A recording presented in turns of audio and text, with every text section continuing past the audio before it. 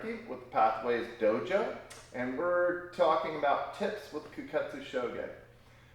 So that with Kyoketsu Shoge, there's the really cool move where the person catches the ring and you throw a loop down the line and it loops over and does a nice, really cool grab, and you've got it locked in.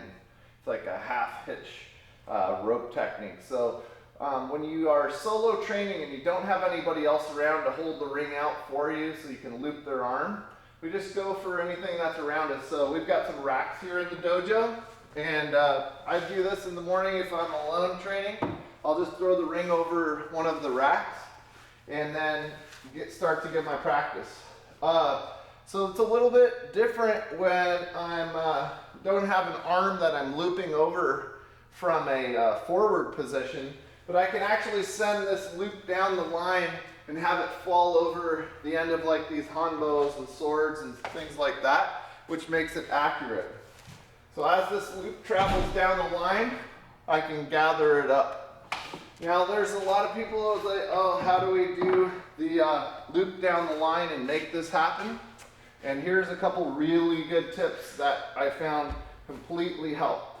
So you're going to take your two fingers like you're holding a bow shuriken in your hand, and you're going to gather up the rope so that it crosses the back side of your thumb and your two fingers have the rope in an upward position. And what I found is as I'm throwing this loop down the rope, I go over the top and the loop starts to travel down the rope easily when I'm throwing over the top. A lot of people try and throw it from a sideways toss, or they'll try to like do some type of weird loop, and it's not that at all. It's like you're holding a baseball and you're coming over the top and you're making a big movement with it. The trick is using your whole body, not just your arm, to get the loop to happen.